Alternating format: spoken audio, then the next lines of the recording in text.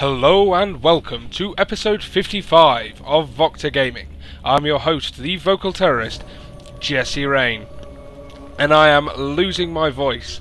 I did 2 shows over the weekend. I did XWA up in Morecambe and I did Future Shock down in Stockport. And those are my last 2 shows where I'll be ring announcing. Unfortunately, I have completely lost my voice. So once again this week, we are going to do some PvP. Unfortunately, I have had to dig all the way back to the Assembly Cup in August to find PvP games. They just do not happen. They do not go up on StarCraft 2 reps. So if you've got any good ones, send them over.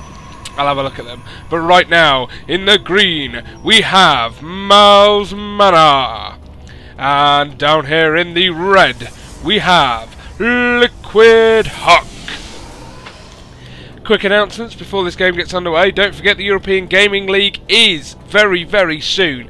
It is the 29th to the 30th of October at the Emirates Stadium down in London. Please, if you can get to it, check it out. It's going to be amazing. I'm going to be casting some replays of that shortly after it finishes. Alongside that, don't forget my good friend Nutcase, as both players are going for Gateway at about the same time, as you expect in PvP. My good friend Nutcase, who can be found at twitch.tv/8_bit, and who is in the process of setting up a lovely, lovely forum for UK StarCraft. Alongside this, I may well be casting the StarCraft 2 UK Open Week 9. Thanks to a guy called Cheese Grader. I've started talking to him on the TeamLiquid forums. We've been discussing potential ideas for that. But you can find out more at sc2ukopen.hostei.com. I will have more information on that in the coming weeks. Of course, if you want to sign up for it, feel free to sign up now. It's always a good laugh, and there's always some decent games. But now, I'm going to jump straight into this game. We have the Cybercore going down for both players, as you'd expect. PvP tends to be players doing exactly the same. But notice, we have Huck with the Zealot coming out first, whereas Mana is going straight for the double gas. That is interesting. We don't normally see a fork in tech paths at this early stage of the game, but we are seeing it right now. It looks like Mana is not going to 4-gate, which is very, very nice to see. There is still the potential for it. Warp Gate is going down for both players and is being chrono boosted by Mana. Let's just check, see if that's happening here. Nope. Instead, Huck is chrono boosting out a Stalker. But now he chrono boosts the Warp Gate, so there we go. That's going to catch up to even fairly quickly. A second gate is going down for Huck. Nothing more for mouz.MaNa yet. mouz.MaNa just dropping a pylon at the back. That's going to help stop things running through there. That's normally better to do against Zerg. I like that pylon placement against Zerg. Stops Lings from running in and out and being a general pain in the arse. And now this Stalker and Zealot just out on the map, getting a bit of map control, doing a bit of scouting, making sure there's no forward pylons here for Mana. Now, big changes here. 4 gates. 1, 2, 3, 4. Huck is 4-gating. But if we pop into Mana's base, we see a Twilight Council. Could it be Blink Stalkers? Could it be Dark Templar? May we dare? Stalker and Zealot doing some pushing here.